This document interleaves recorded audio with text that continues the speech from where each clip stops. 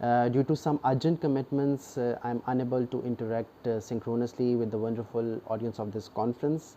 But I would like to share my thoughts and a very important topic related to what COVID-19 offered us, what we learned from that, what the pedagogues and educationists learned from COVID-19.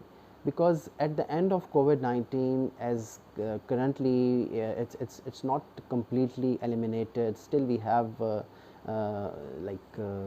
hazard or the indication that this spell can come again in future.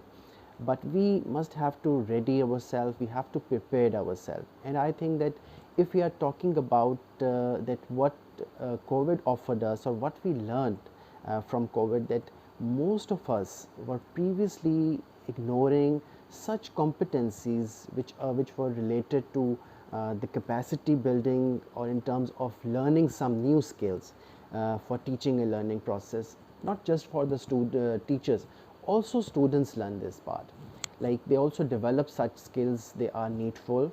They also learn that how they can control themselves socially, emotionally, technically. So what we can say that if we talk about the education, because most of our system in most of the domains of education are re-engineered or engineered or realigned based on the needs of this current scenario or the current pandemic related issues.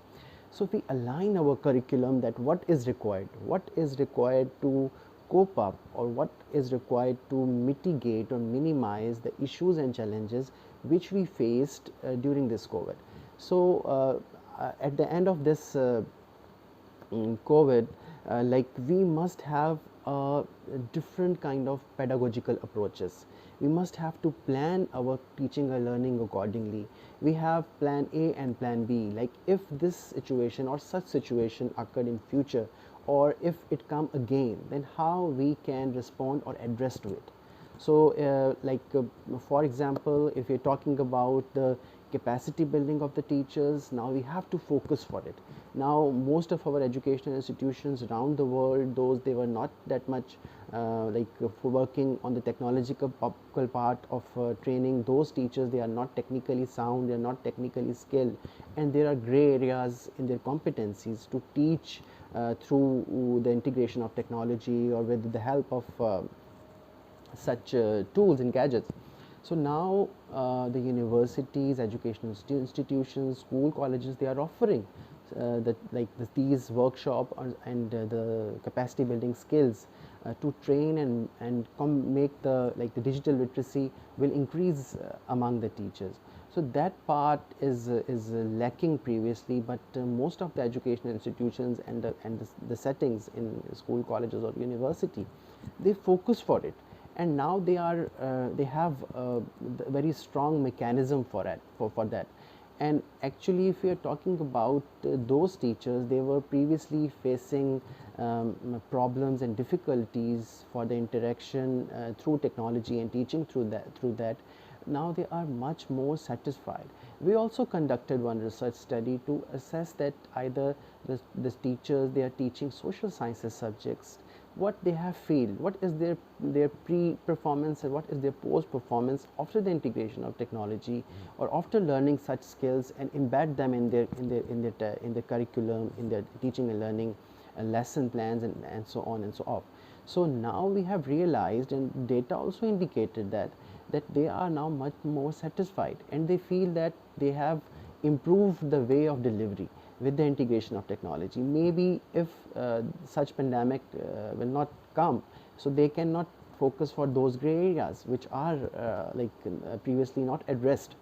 But in this current situation, I think we are working on that. All the universities, colleges and schools are focusing for that, and they are providing those skills to the teachers. They are teaching them that what are the digital models for teaching and learning, what are the frameworks to integrate, how the technology can be used in online teaching and learning. So another thing that we must have to focus for it, that we have to focus to deliver with two different modes. Like we also have some part of our, like what we have in a flipped classroom mechanism and approach. Like we integrate some kind of face-to-face interaction in our plan and our lesson, and we also have like online interaction with face-to-face, and that is to minimize the interaction between teacher and students. So that can be one of the approach which we can use in upcoming days. Previously that was already the people were integrating that, but mostly in the distance learning programs and such programs where it was required.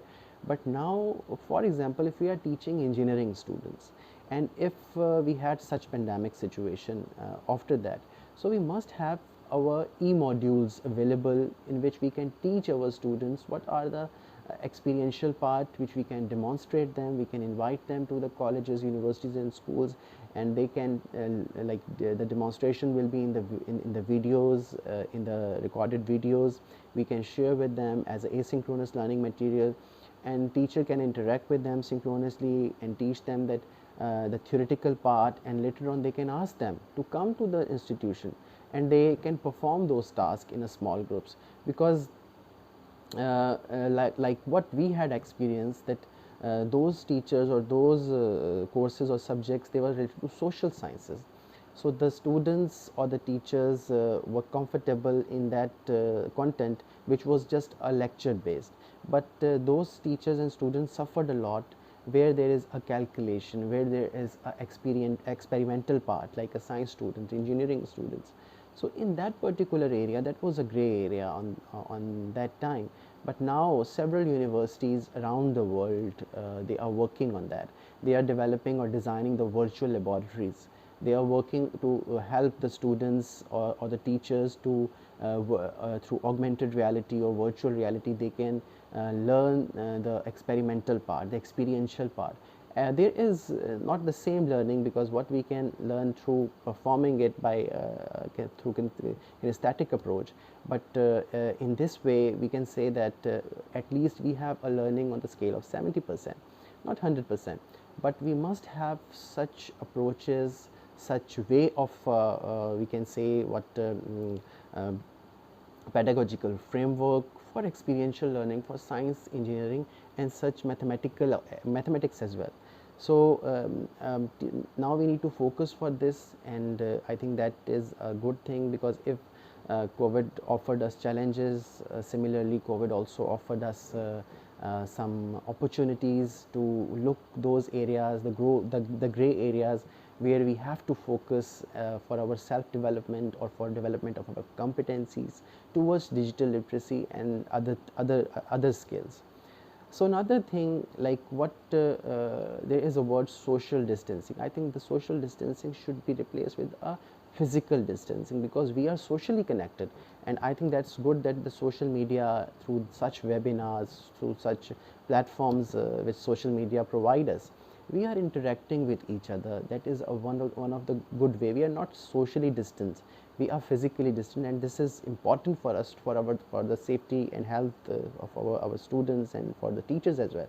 We have to maintain that and come up with those pedagogical approaches, come up with those we can say the models of teaching and learning which can help us to minimize this interaction. So now we have to realize that while teaching, we must have a plan A and plan B in our mind, and that is previously because it was a sudden shift, sudden transmission, so we were not that much ready. But now I think our content is, most of our content is now digitally aligned. We can move towards digital platforms easily, because we already had experience of 4 to 5 months back when we had to teach online to our students. But now the things are much more smoother than the previous time.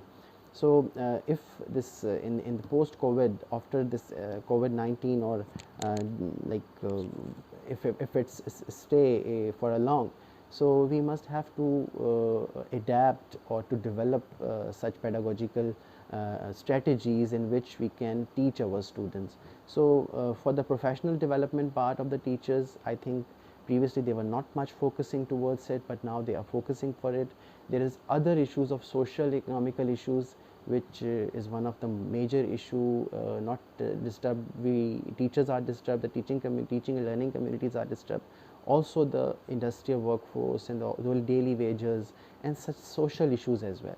So there was one other thing that I would like to share, that for example, that the parents, for the sake of the safety of their children's, so they had this you can say the approach that they can teach them in the at the home, especially for toddlers and the early childhood learners like students. So in that way, but what are the social skills, what will be, what how we can teach them the effective domains in terms of interaction with social interaction? Because if the student of the if the child is like studied at home but not interacting due to some physical distancing, social distancing, so in that way how he will learn such social skills as well? They are also very important. So in that way, teachers can have such like lectures, or integrate some elements in their lecture plan, in their class, like what they have designed in their CLOs. So they also must have a one objective related to digitally targeting as through the lens of sociologist. Like they can teach them such learning domains like affective domain, in which they can work on that character development, to providing them the moral or the social values, teach them or integrate that part. So I think that is one of the very important area which we need to address, and our children or our students will not learn social skills if we just give them like focusing for their online learning, and they will stay at the home. So we also have to work on that. So I think these are such things that in education, after the end of this, because most of the curriculums are re-engineered, realigned, upscale as per the need, as per the requirements, where the technology was previously not integrated, but now the content and courses aligned accordingly.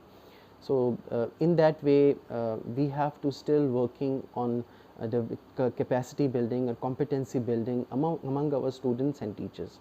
And we also need to add some value added elements in our curriculum, in our contents, which is related to affective domain, to develop social skills among students, social skills among all the learning communities. So that can through online approach, through online teaching and learning, they also have like those capacities, so they can address to it.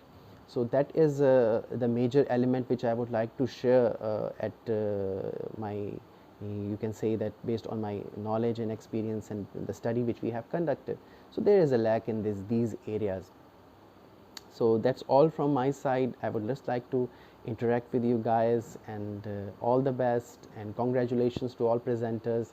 Thank you very much to the organizers for inviting me. If you have any question, you can ask me through the YouTube link, or you can ask or share with the organizers, and we can later on interact and I will answer. Thank you very much. Assalamu alaikum wa rahmatullahi wa barakatuh.